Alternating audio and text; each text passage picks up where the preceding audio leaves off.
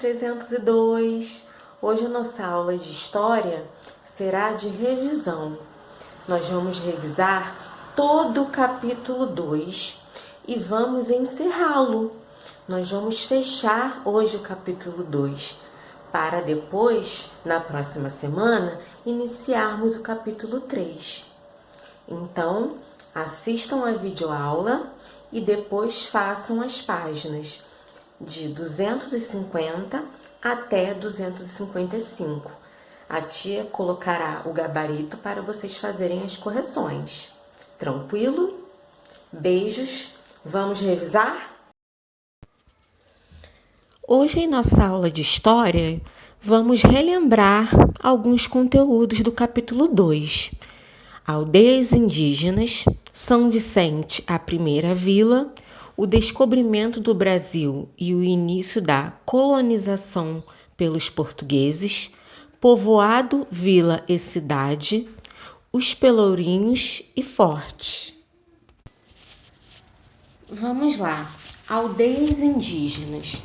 Vimos que os povos indígenas do Brasil vivem por todo o nosso país, possuem diversos modos de vida, hábitos, culturas e também as formas de suas habitações, casas.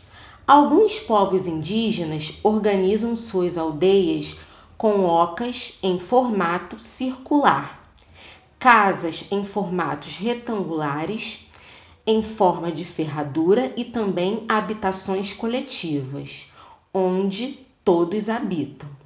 Os índios costumam usar madeira e palha nas construções de suas casas. São Vicente, a primeira vila do Brasil e o início da colonização portuguesa. Mas, primeiramente, o que é colonizar? Migrar, mudar-se para outro território e nele se estabelecer fazendo mudanças. Os portugueses chegaram ao Brasil no ano de 1500 em expedições comandadas por Pedro Álvares Cabral. Os portugueses se interessaram muito pelo pau-brasil e sua exploração foi a primeira atividade econômica exercida pelos portugueses no Brasil. A exploração do pau-brasil foi muito intensa. A exploração da madeira ocorria por meio do escambo, que é a troca de produtos com os indígenas. A árvore ganhou importância para os portugueses por conta de sua madeira, que poderia ser utilizada na construção de inúmeros objetos, mas principalmente porque a resina da madeira era utilizada para produzir corante, utilizado para tingir tecidos. A partir de 1530, a colonização portuguesa tornou-se muito mais intensa. A partir desse período, surgiram as primeiras plantações de cana-de-açúcar, a produção do açúcar e a exploração da mão de obra escrava nos engenhos começou a ser normal em nosso cotidiano. Só então, no ano de 1532, surgiu a primeira vila da América Portuguesa, a primeira vila do Brasil, fundada por Martim Afonso de Souza, seguindo as ordens do rei de Portugal. Pessoal, vamos lá. Povoado, vila e cidade.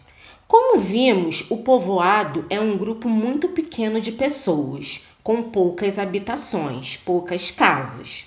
As vilas é um grupo de pessoas maior, que possuem casas, comércios e administração pública, como, por exemplo, a prefeitura.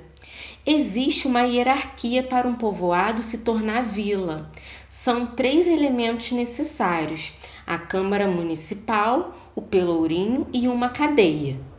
As cidades são as áreas urbanizadas, com muitas casas, prédios, circulação de pessoas, tem administração pública, entre outras características.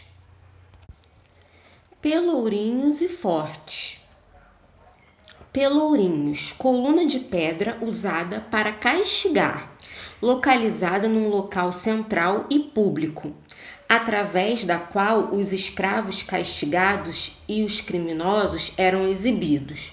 Hoje são pontos turísticos espalhados pelo Brasil. Os fortes são fortificações, estruturas planejadas para a defesa de territórios em tempos de guerra. Serviram para proteger os portugueses e hoje também são pontos turísticos. Amores, coloquei imagens aí para vocês olharem com calma e aqui terminamos nossa aula de história. Façam os exercícios com calma, direitinho e até a próxima aula. Beijos!